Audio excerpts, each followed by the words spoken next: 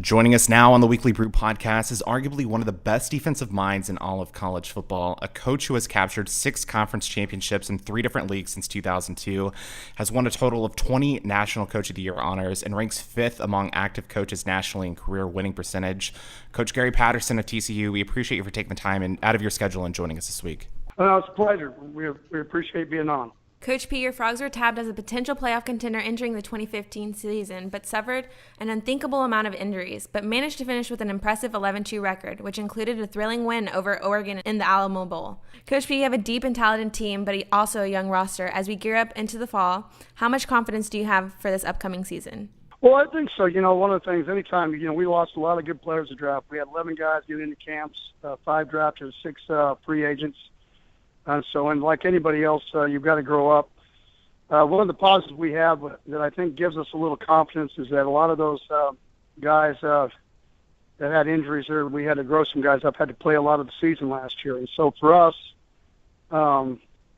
we come into it where we only have 7 or 8 seniors on our roster. And so we're a very young football team, but a team that's played a lot of football. One of the positives, I think, is we play 10 games out of the 12 in the state of Texas. We play 7 here in Amon Carter Stadium, 1 over at SMU, and then we go to Baylor in Texas, but they're close enough we can take a lot of fan base.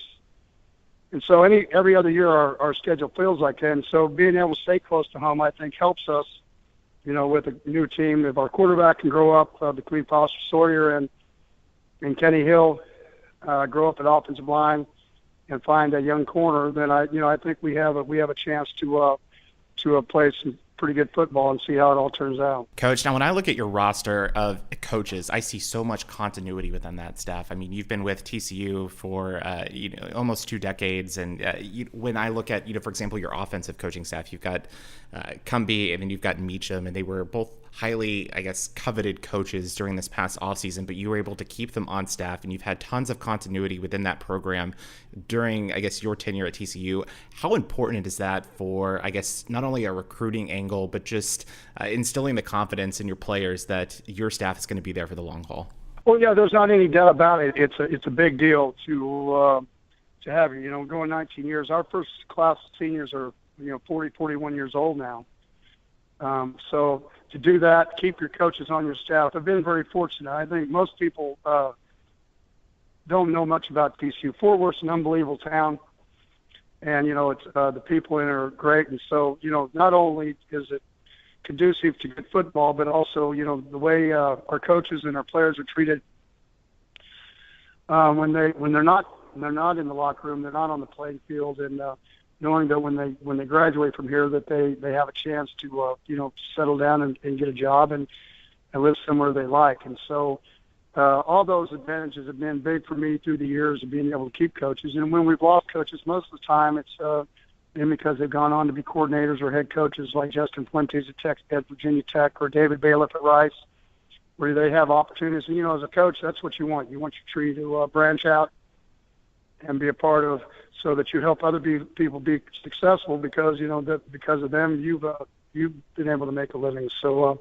I've been very appreciative. Coach Patterson, kind of coming back to the team real quick, what do you look for in a starting QB? Does it help to have 2 talented, driven players competing for the same position in Kenny Hill and Foster Sawyer? Yeah, in this day and age, I think you have to have 2 quarterbacks. So, last year I don't think there was anybody in our league, I think, that didn't lose the starting quarterback sometime during the season.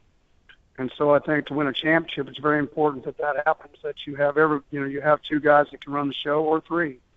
If you look at teams through the years, the guys that have been really successful are the ones that have had really good quarterbacks. And so for us, let's keep growing those guys up and doing it. And this year will be no different. You want to have everybody, but you asked the question of how you judge them. I judge them by how they do on Saturday. We had a quarterback when we first started, and every Tuesday he got fired, and but he was 19-2 as a starter. And, when our starter got hurt, we would have never known about him. He had to come in, led us to 5 drives. It would be BYU 51-50, and everybody knows who Jeff Ballard is now. But he just, on Tuesdays, he just wasn't a very good practice player. But he turned in on game day. He was an unbelievable field general. And so I learned a long time ago is find out what they can do on Saturdays. And usually you find that out a little bit in scrimmages, and find the guy that everybody around him plays better. And you find the guy when the offense runs better when he's on the field is the guy that we need. Coach P, at Big 12 Media Day, you said you are more excited now than you were a season ago. What's gotten you so excited about this upcoming season? I've always been excited about the unknown when, people don't pick us as high. And we have a lot of kids, I think, this year that have grown up. Our program seems to handle it a lot better when we're not picked as high, when people don't think as much of us. We play a lot better with our back against the wall. And I think just watching them, the way they worked out this summer, that's kind of the way they approached it, that we know that we have some unknowns and we're going to have to grow up and we're going to have to get a lot better in 1 month, which here in August. So, that gives me a lot of energy knowing that, when you have kids that want to walk on the field and they want to be as good as what you want to be and they want to work as hard as what you want to work, as a coach, that puts a smile on your face even after 34 years. And so you want to make sure you don't let them down, and so it gives me a lot of energy. Well, if you'll indulge me, Coach, I'm a U of H guy myself, and you guys are at the center of a whirling Big 12 expansion talk maelstrom that is getting me really excited. I'm curious, you mentioned in the Big 12 Media Days that you guys are doing all this to give yourselves a chance to get into the playoffs. So whatever you do, the Big 12, it's okay as long as that's what the goal is, and it's the only criteria you said that you think works. Are there teams that you think do work to serve that goal better, and are you also excited about this time potentially adding some new teams to the competition in the Big 12? Well, I'm not, because I'm trying to win ball games. So really, to be honest with you, I haven't looked into it. Obviously, Houston was part of the Southwest Conference, and so you have a group that's proven that they fit in the league before.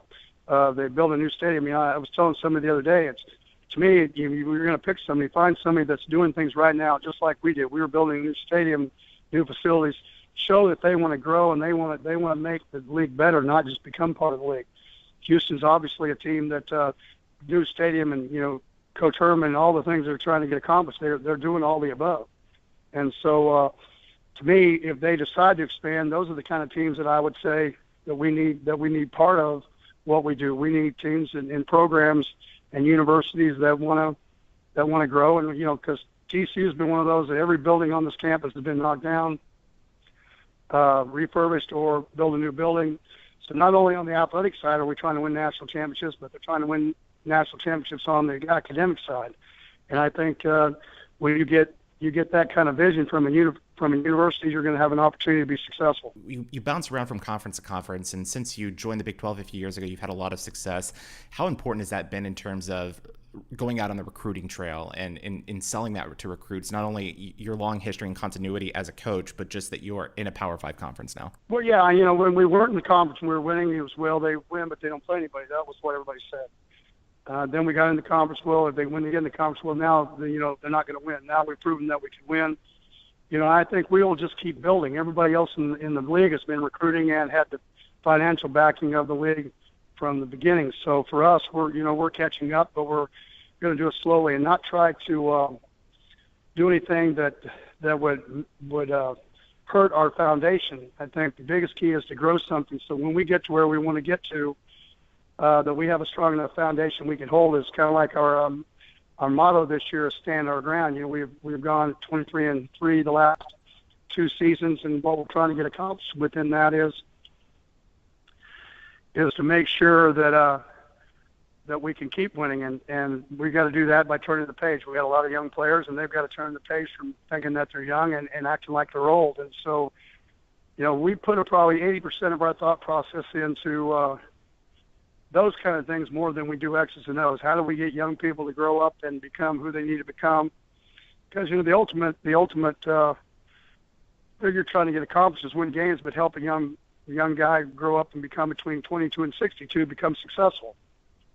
How does he go on with the rest of his life? And if you keep that management model, anywhere I've ever been, it's always worked, because we haven't just tried to worry about tomorrow. We've worried about a long ways down the road. Now, Coach P, as a Baylor grad, I'm really excited to see you guys play this year, but there is a little bit of uncertainty for us. 3 of us on the show went to Baylor, and so we're really excited to see Jim Grobe named as head coach.